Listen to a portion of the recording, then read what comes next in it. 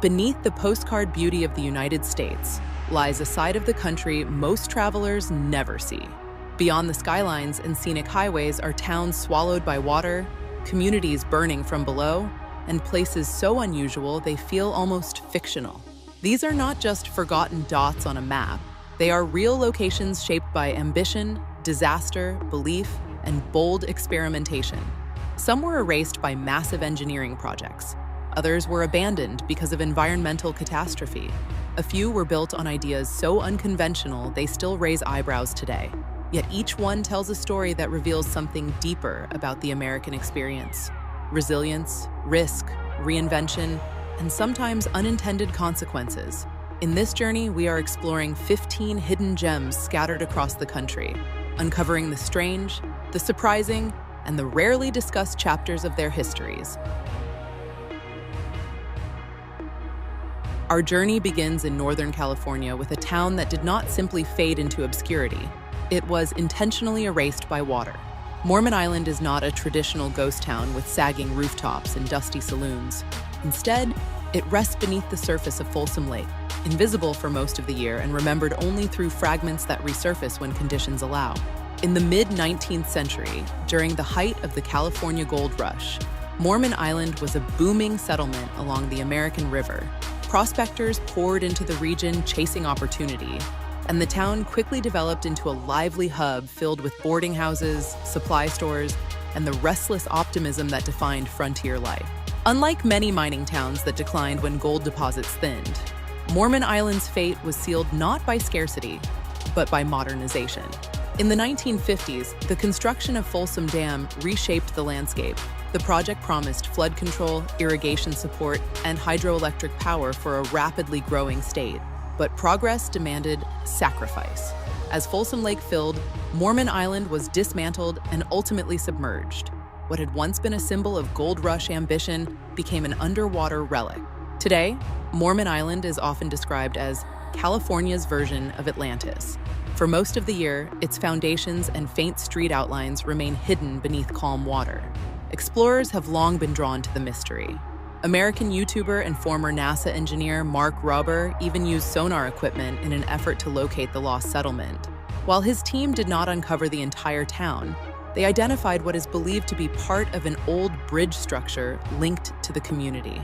During severe drought, when lake levels drop dramatically, remnants of Mormon Island reappear. Stone foundations rise from cracked mud, offering a rare glimpse into a town sacrificed for infrastructure. Farther east in the Nevada desert, another town shares a similar destiny, though its story is tied to one of the largest engineering achievements in American history. St. Thomas, founded in 1865, began as a determined pioneer community along the muddy river. Settlers built farms, homes, and small businesses in a harsh desert environment, carving stability out of unforgiving terrain. Everything changed with the construction of Hoover Dam in the 1930s. The dam would provide water storage, flood control, and electricity to the southwest, but it also meant the creation of Lake Mead, a reservoir large enough to permanently alter the region. As Lake Mead expanded, residents of St. Thomas faced a stark choice: relocate or be overtaken by rising water. By 1938, the town disappeared beneath the surface. Buildings, roads, and farmland were swallowed, and St. Thomas transformed into an underwater memory. For decades, it remained hidden from view, known only through photographs and historical accounts. In recent years, prolonged drought and declining water levels have reversed that narrative. As Lake Mead recedes, the ruins of St. Thomas have resurfaced. Visitors can now walk among exposed foundations and partial walls baking under the desert sun. The contrast is striking: dry, cracked earth where water once stood dozens of feet deep. From submerged towns to one consumed by fire, the story shifts east to Pennsylvania. Centralia represents a different kind of disappearance, not by water, but from within. Once a modest coal mining town, Centralia thrived on the industry that powered much of the region. In 1962, a landfill fire accidentally ignited a coal seam beneath the town. What seemed like a routine incident quickly spiraled into something far more dangerous. The fire spread through a network of abandoned mine tunnels and has continued burning ever since. Unlike a surface blaze, this underground fire moves silently. Toxic gases began seeping through the soil, pavement cracked as heat escaped upward, and sinkholes opened unexpectedly. Over time, Centralia transformed from a working community into an environmental hazard. The federal government eventually intervened, offering buyouts and relocating most residents. In a rare move, Centralia's zip code was revoked, signaling its official decline. Today, only a handful of residents remain. Graffiti covers abandoned roads, steam rises from vents in the ground, and visitors arrive to witness a town shaped by an accident that refuses to end. After the smoke and slow burn of Centralia, the road leads west into the open California desert, to a place that feels less abandoned and more intentionally untethered. Slab City rises from the Sonoran Desert like an experiment in radical independence. Often nicknamed the last lawless land in America, it is not officially a city at all, but a loose community built on the remains of an old World War II Marine training base. What is left behind are concrete foundation slabs, and from those slabs, a society of its own design has taken shape. There is no municipal government here, no public utilities, no city council meetings deciding zoning rules.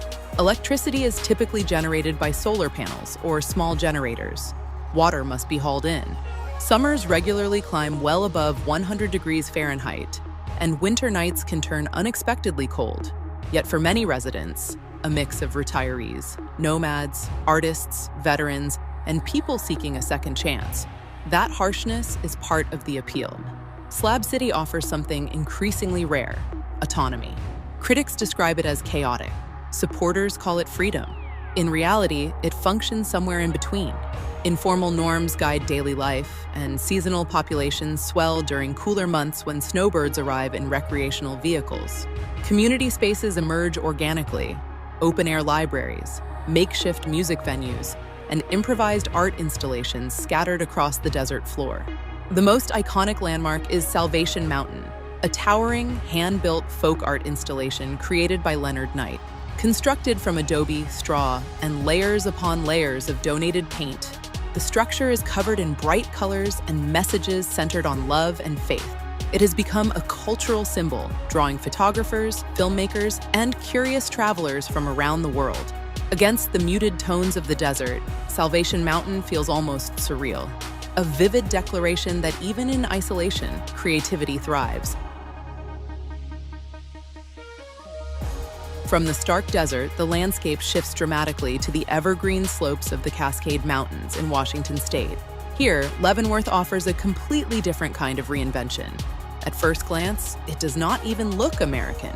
Timber-framed buildings, decorative balconies, and Alpine-style storefronts line the streets, creating the illusion of a Bavarian village tucked deep in southern Germany. Yet, this is no centuries-old European town. Leavenworth began as a logging and railroad community. When the timber industry declined in the mid-20th century and the railroad relocated, the local economy faltered. Rather than accept slow decay, town leaders made a bold and imaginative decision. They would rebrand the entire community around a cohesive Bavarian theme.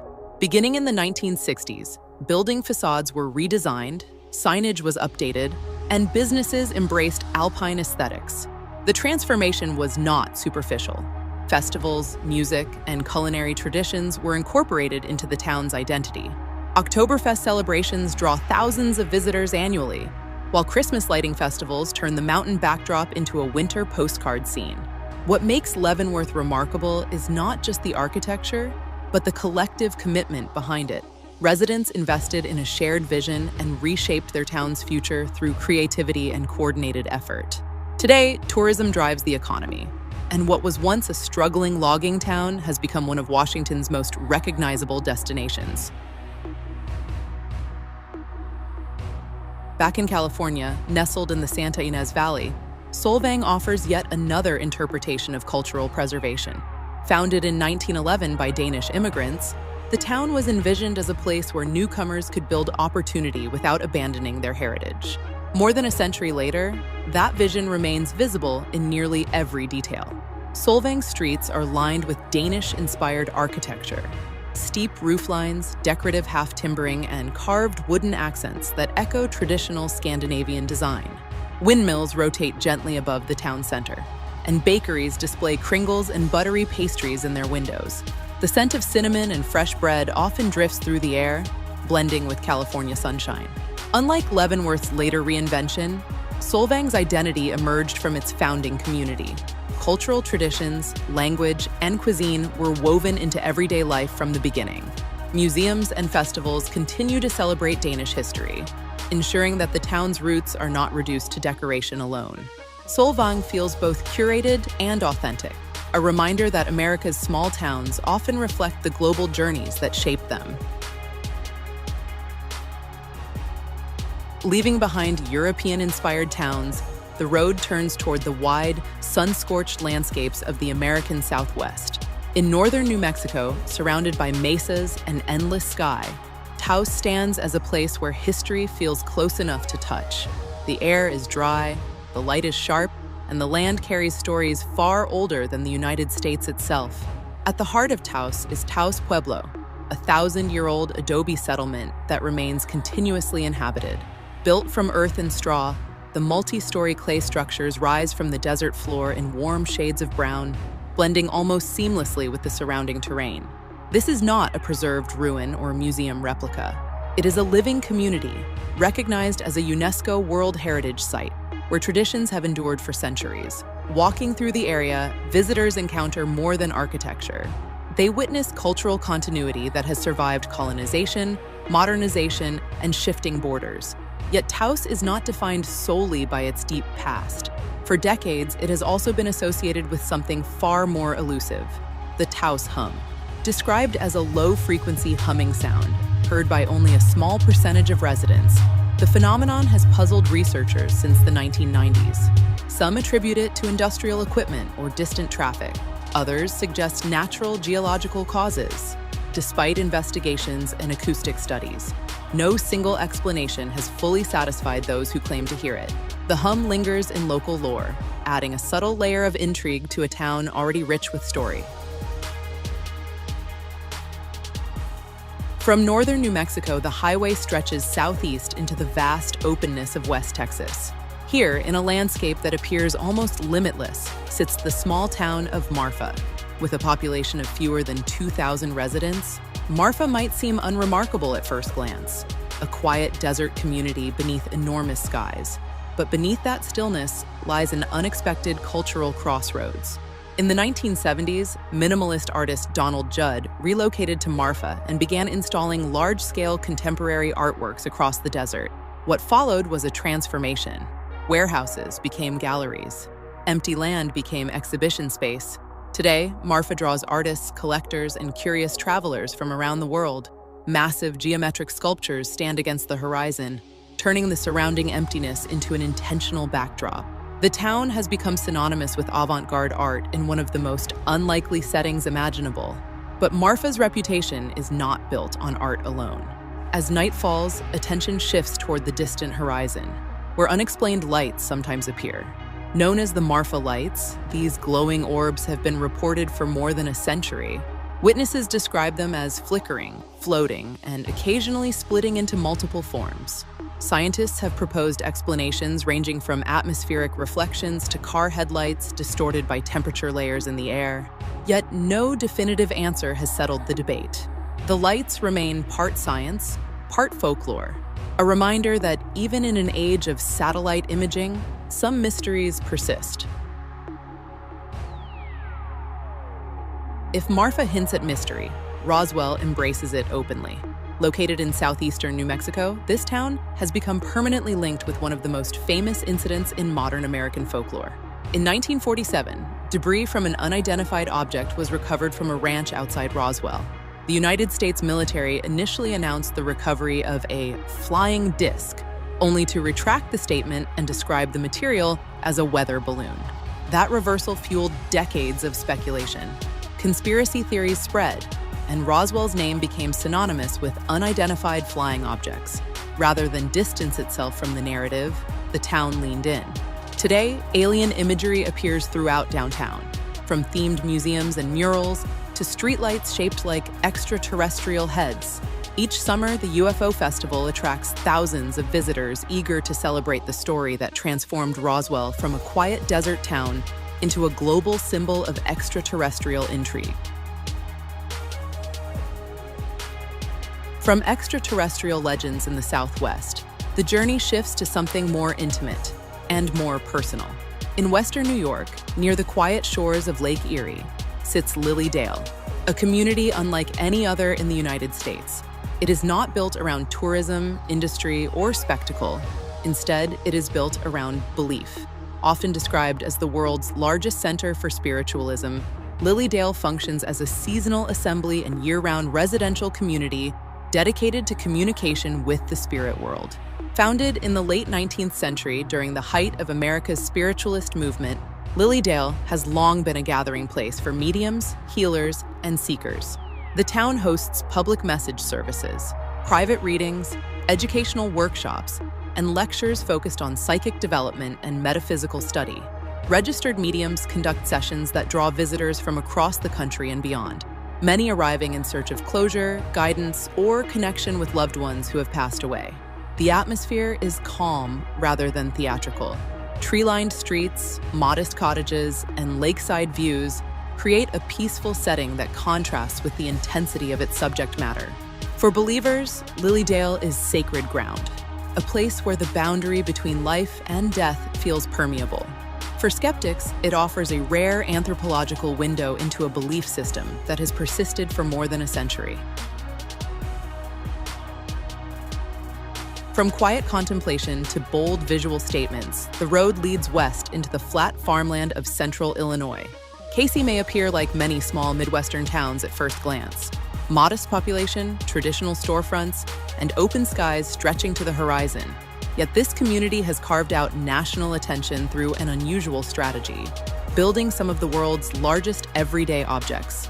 Certified by Guinness World Records, Casey is home to oversized landmarks that transform ordinary items into monumental attractions. A giant rocking chair towers above visitors. An enormous wind chime rings softly in the breeze. A massive pitchfork, mailbox, and knitting needles stand as playful exaggerations of familiar tools. These installations are not random novelties. They were created intentionally as a way to draw travelers off nearby highways and inject economic vitality into the town. What might have remained a quiet agricultural stop instead became a destination for road trip enthusiasts and families seeking memorable photo opportunities. Restaurants, shops, and local businesses benefit from the steady flow of visitors who come to see and stand beside objects blown to improbable scale.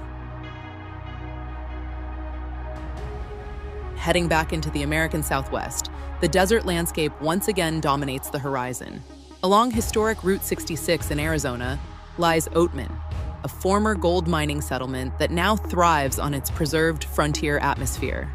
Wooden boardwalks line the main street, staged gunfight reenactments entertain visitors, and the echoes of the Old West remain central to its appeal. Yet Oatman's most recognizable residents are not shop owners or reenactors. They are wild burros roaming freely through town. These animals are descendants of pack donkeys once used by miners during the gold rush era. When mining operations declined, many animals were released into the surrounding hills. Over time, their offspring returned to wander the streets. Today, the burros are protected and have become a defining feature of Oatman's identity. Visitors can purchase approved feed and interact with the animals, blending wildlife encounters with preserved Western history. Leaving behind desert burros and frontier boardwalks, the journey moves into the broad, open plains of Kansas. In the middle of Mitchell County, surrounded by wheat fields and long stretches of highway, sits Cawker City, a town that proves you do not need skyscrapers or battlefields to stand out. Its claim to fame is wonderfully specific. It is home to the world's largest ball of twine. What began in 1953 as a simple project by local farmer Frank Stober slowly evolved into a community-wide tradition. Instead of treating it as a novelty, residents embraced it as a shared symbol. Over time, the twine ball grew, layer by layer, year after year. Today, it measures dozens of feet in circumference and continues to expand. Visitors are not just spectators, they are invited to participate. During the annual Twine-a-thon, travelers can add their own strand, physically contributing to the monument. The result is more than a roadside attraction. It is a living piece of Americana that reflects persistence, humor, and small-town pride. From playful creativity, the tone shifts dramatically as we return to California, this time to a town defined not by the living, but by the departed. Just south of San Francisco lies Colma, often referred to as the City of Souls. At first glance, it appears quiet and unassuming, but its story is rooted in a decision made more than a century ago. In the early 1900s, San Francisco banned new burials within city limits due to limited space and growing urban development. Cemeteries were relocated south, and Colma became the region's primary resting place. Over time, the town developed around its cemeteries rather than the other way around. Today, Colma contains 17 cemeteries representing diverse religious and cultural communities. Nearly 2 million people are buried there, while the living population hovers around 1,200 residents. The contrast is striking. Streets are lined not with shopping districts or office towers, but with memorial parks and headstones stretching across manicured grounds. Yet Colma is not simply a somber curiosity. It provides essential services, supports local workers, and reflects how densely populated metropolitan regions manage limited land. In a region where space is among the most valuable commodities, Colma stands as a practical, if unusual, solution. It challenges assumptions about what defines a town's identity and demonstrates how even final resting places can shape civic character. Williamsburg, Virginia. The final stop brings the journey to the East Coast, where history is not submerged, burning, or exaggerated in size. It is carefully preserved. Williamsburg, Virginia once served as the colonial capital of Virginia and played a central role in early American political life. Today, much of the city functions as Colonial Williamsburg, one of the largest living history museums in the United States. This is not a traditional museum experience, filled only with glass cases and display plaques. Instead, entire streets have been restored to resemble the 18th century. Visitors walk along brick pathways, step inside reconstructed taverns and government buildings, and interact with interpreters dressed in period clothing. Blacksmiths demonstrate their craft. Debates unfold in public squares. Everyday colonial routines are reenacted with remarkable detail. Williamsburg succeeds because it invites immersion rather than observation. It allows guests to experience the rhythms, conflicts, and ambitions of early American life firsthand. Rather than fading into nostalgia, the town uses performance and preservation to keep history active and relevant.